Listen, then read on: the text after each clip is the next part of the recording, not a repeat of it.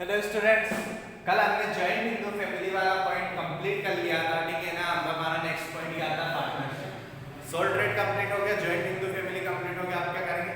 Partnership करेंगे। Partnership क्या होती है?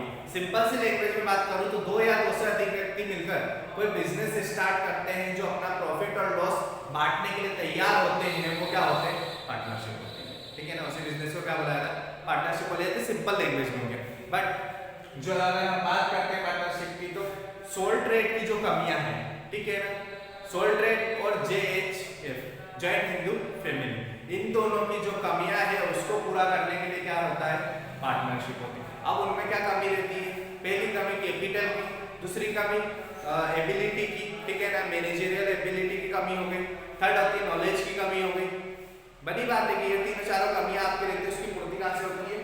पार्टनरशिप से होती है। अब बोला जाता है जो पार्टनरशिप होती है, ठीक है, पार्टनरशिप जिन व्यक्तियों के बीच में होती है उसमें से कुछ कैपिटल लगाते हैं, ठीक है ना, कोई नॉलेज लगाते हैं, कोई अपनी मैनेजरियल एबिलिटी लगाते हैं, कोई अपनी बाहर की मार्केटिंग की जो कैपेसिटी है वो लगाते हैं, एबिलिटी लगाते हैं। तो उसके इनके बीच में क्या होती है? पार्टनरशिप होती है।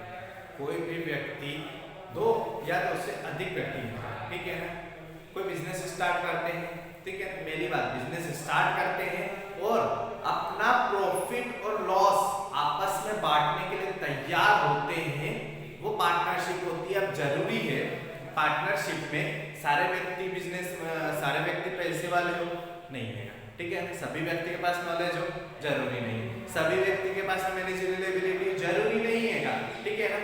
जैसे मैं हूँ, ठीक है ना, मेरे पास पैसा है या फिर बोल सकता है मेरे पास नॉलेज है, मेरे पास कोई बिजनेस आइडिया है, बट मेरे पास कैपिटल नहीं है कि ना मार्केटिंग का नॉलेज है ना मैनेजरियल एबिलिटी, बस मेरे पास बिजनेस का आइडिया है। एक फ्रेंड मिला, ठीक है ना, वो बोलता है मेरे पास कैपिटल है बट मेरे पास आइडिया नहीं है, ठीक। एक मिला, मुझे मैनेजरियल एबिलिटी है, ठीक है ना, मुझे बिजनेस चलाने का तरीका मालूम है, बट मेरे पास ना कैपिटल है ना नॉलेज है कि मैं क्या बिजनेस करूँ, ठीक है। एक और बंदा आया जिसने बोला मेरे मार्केटिंग में पकड़ अच्छी है, मेरी मार्केटिंग में पकड़ अच्छी, बट मुझे कोई अच्छा सा बिजनेस नहीं मिल रहा है जिसकी मैं मार्केटिंग कर सकूं। अब क्या हुआ? चारों मिल गए, चारों व्यक्ति मिल गए, उन्होंने क्या करा? एक बिजनेस स्टार्ट करा। मेरे पास आइडिया था, एक के पास कैपिटल थी, एक के पास मैनेजरियल एबिलिटी थी और एक के पास में मार्केटिंग एबिलिटी। चारों ने मिलकर एक बिजनेस स्टार्ट करा। तो इस बिजनेस का नाम क्या हो गया? Partnership business. क्या हो गया? पार्टनरशिप बिजनेस, साझेदारी व्यवसाय, ठीक है। क्लियर होगा आपको ये पॉइंट? अब यहां पर हमें तीन डेफिनेशन दी गई है, तीन डेफिनेशन दी गई है। पहली डेफिनेशन है द इंग्लिश पार्टनरशिप एक्ट 1890, अंग्रेजी साझेदारी अधिनियम 1890। इसमें लिखा गया the relation which subsist between person carrying on a business in common with a view to profit. साझेदारी लाभ के लिए मिलकर व्यापार चलाने के लिए विभिन्न व्यक्तियों को पारस्परिक संबंध, साझेदारी लाभ के लिए मिलकर व्यापार चलाने के लिए विभिन्न व्यक्तियों को पारस्परिक। बड़ी बात है, पार्टनरशिप में जो प्रॉफिट होगा उसको आप आपस में बांटने के लिए तैयार होते हो, उसी को क्या बोला जाता है? Partnership business. नेक्स्ट दिया है किम्बल एंड किम्बल वाली। तो किम्बल एंड किम्बल है a partnership firm as it often called it that group of men who have joined capital or service for the prosecution of some enterprise। साझेदारी दो या दो से अधिक व्यक्तियों का समूह है जिन्हें किसी विशेष व्यवसाय को करने के उद्देश्य से आपस में मिलकर पूंजी लगाई है, ठीक है। पार्टनरशिप दो या दो से अधिक व्यक्तियों का ग्रुप है जिसमें वो किसी बिजनेस को करने के लिए आपस में क्या लगाते हैं? कैपिटल लगाते हैं, पूंजी लगाते हैं। अब आप सोचोगे कि अब भी हाल तो एक ही अभी जो एग्जांपल लिया था उसमें एक ही पार्टनर ने कैपिटल लगाई, बाकी सब ने। हाँ, तो क्या हुआ? उसके पास कैपिटल है कि बाकी सारी चीजें हम लोगों के पास जो लगा रहे हैं वो भी तो पूंजी हुई हमारी। मेरे पास बिजनेस आइडिया तो मेरी पूंजी है ना, मैं जहाँ भी इन्वेस्ट करूँगा या फिर जहाँ भी वो पूंजी आइडिया लगाऊंगा तो मुझे तो प्रॉफिट होना ही है। मैं किसी कंपनी को भी अपना आइडिया बेचूंगा तो भी मुझे प्रॉफिट होना है, ठीक है ना, तो वो भी हम कैपिटल ही मानेंगे। नेक्स्ट दिया है the Indian partnership act 1932 under section 4 defines. अब भारतीय साझेदारी अधिनियम 1932 की धारा 4 के अनुसार आपको नेक्स्ट ईयर, ठीक है ना, आप 12th में जाओगे तब भी आपको क्या करना हैगा? ये वाला जो पार्टनरशिप एक्ट हैगा ये अच्छे से पढ़ना हैगा, क्योंकि ये अगले साल भी आपको आने वाला है, लेकिन अकाउंट में आएगा, BSc में नहीं आएगा, ठीक है। तो पार्टनरशिप को आप जितना अच्छा हो सके पढ़ लीजिए, क्योंकि अगले साल भी आपको 12th में पढ़ना है। अब डेफिनेशन दी है कि partners as the relation between person who give agreed to share the profit of a business carried on by all or any one of them acting for all। साझेदारी उन व्यक्तियों के बीच का समूह है जिन्होंने ऐसे व्यापार को लाभ बांटने के लिए समझौता किया जो सब साझेदारों द्वारा या उनकी ओर से किसी एक साझेदार द्वारा चलाया जाता है। साझेदारी उन व्यक्तियों के बीच का संबंध है, ठीक है ना, उन पार्टनर्स के बीच का संबंध है जिन्होंने ऐसे व्यापार के लाभ बांटने के लिए समझौता किया है। ऐसे बिजनेस का वो प्रॉफिट बांटेंगे जिसको या तो वो सब मिलके चलाएंगे या फिर कोई एक व्यक्ति चलाएगा। अब ऐसा कैसे हो सकता है?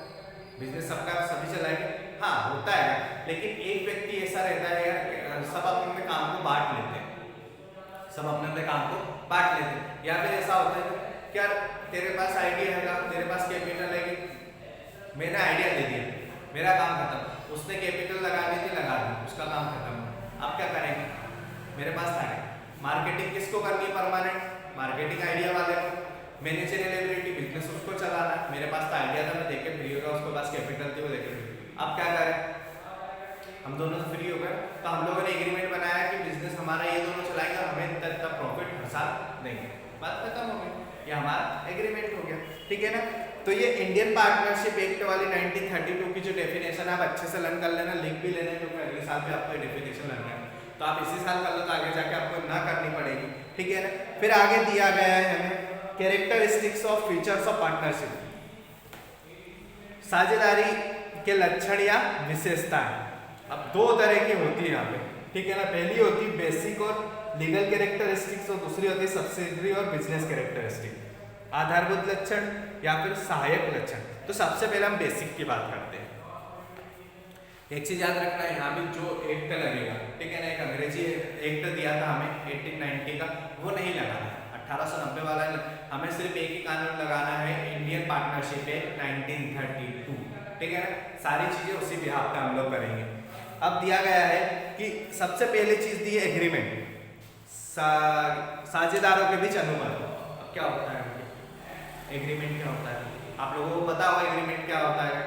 दो या दो से अधिक व्यक्ति मिलकर जब कोई बिजनेस करते हैं तो उनके बीच में क्या होता है कि एग्रीमेंट बनाया जाता है, कि लिखित प्रमाण रखा जाता है, जिसमें क्या होता है सारी जानकारी लिखी जाती है कि भैया हम किस रेशो में प्रॉफिट बांटेंगे, ठीक है ना, हम कैपिटल कितनी लगाएंगे, हम बिजनेस कैसे चलाएंगे, सारी चीजें उस एग्रीमेंट में लिखी है, ताकि फ्यूचर में कोई प्रॉब्लम ना हो, फ्यूचर में कोई प्रॉब्लम ना। नॉर्मल सी बात है, अगर दो व्यक्ति हैं आज अच्छे हैं कल अच्छे हैं, बट कभी ना कभी झगड़ा होता ही है, ठीक है, तो हम ये चाहते हैं कि हमारे बिजनेस में किसी तरह का मनमुटाव ना हो, झगड़ा ना हो, इसके लिए हम लोग एग्रीमेंट बना लेते हैं, भैया जो चीजें आप ही क्लियर बात करते हैं, ठीक है, अभी सारी बातें क्लियर कर।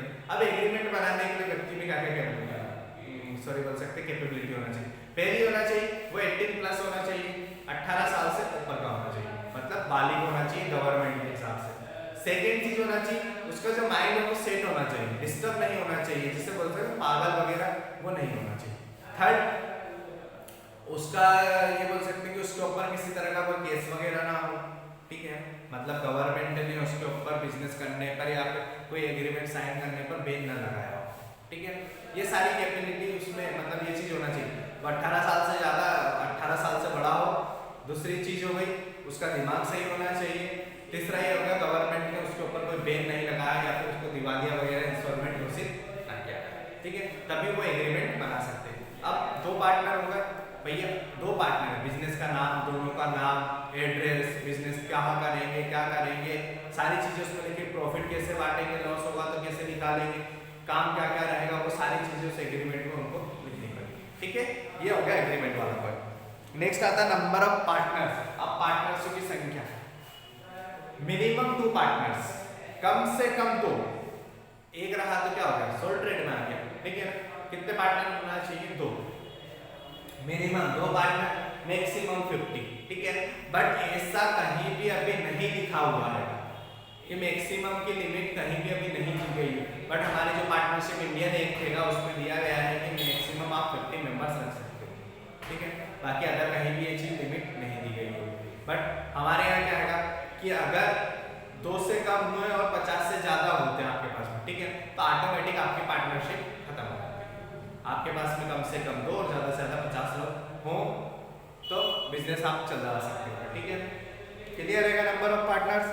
फिर नेक्स्ट हमें दिया गया है agreement on carry on business, वैध व्यवसाय का होना। अब पहली बात है कि जो बिजनेस है हमारा लीगल तरीके से होना चाहिए।